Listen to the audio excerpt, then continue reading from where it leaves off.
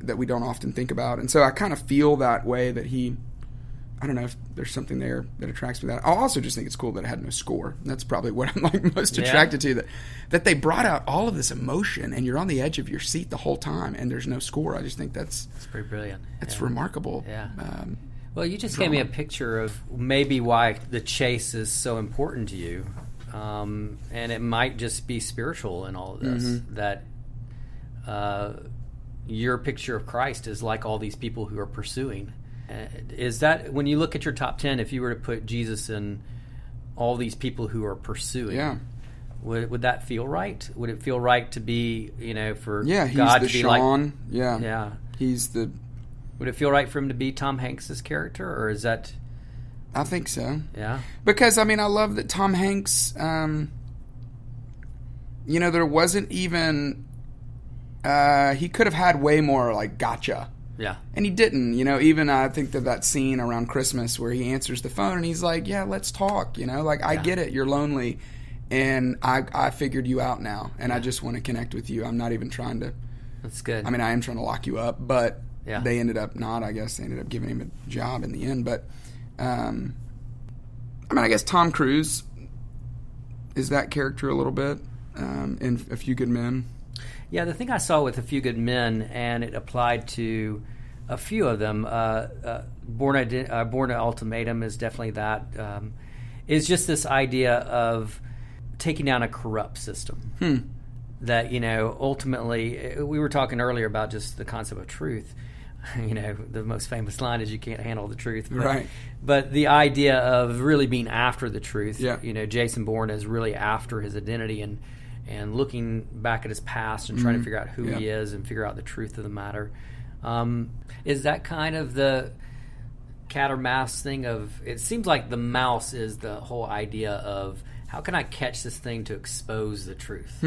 Does that make sense? Yeah. Like, it's sort of like Will. How can I, if I'm Sean, how can I catch him, not to catch him like in a cage, but to actually, and not to trap him, but just a sense of, how can I pin down the truth in the situation? How can I pin down the truth in situation in A Few Good Men?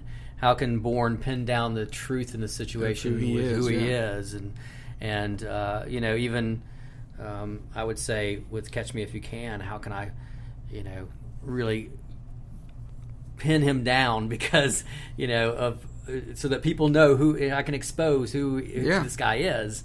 Does that sound right for you? I think so. I definitely on Strength Finders, the I guess Marcus Buckingham book, the Gallup study, I have a trait of individualistic. I really like to I feel oftentimes when I'm with people, I'm like a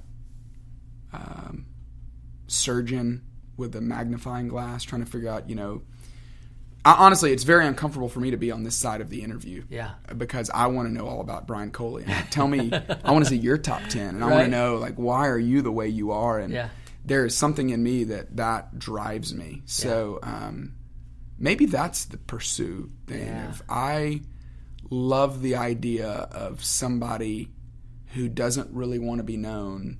And I like the role of being the guy to go, hey, I want to help get to know you. I'm not trying to catch you.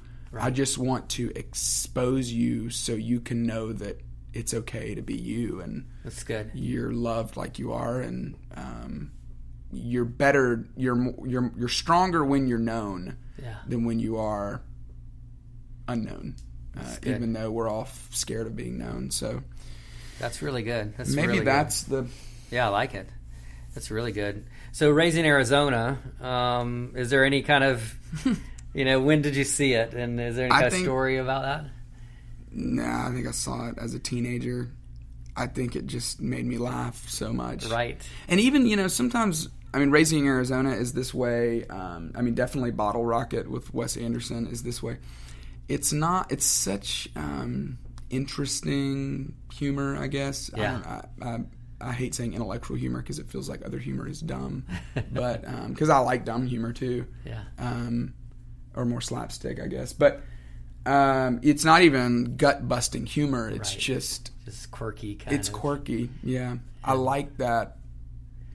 I think it. I value that. Yeah. I really admire people that can not just make people laugh, but can make people go, "Oh wow, that's really really clever." Yeah.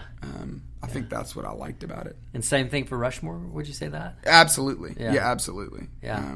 Now, because you did the top 10 that most pastors would not have on their, on their movies that they may not expose themselves and saying, "This is on my top 10."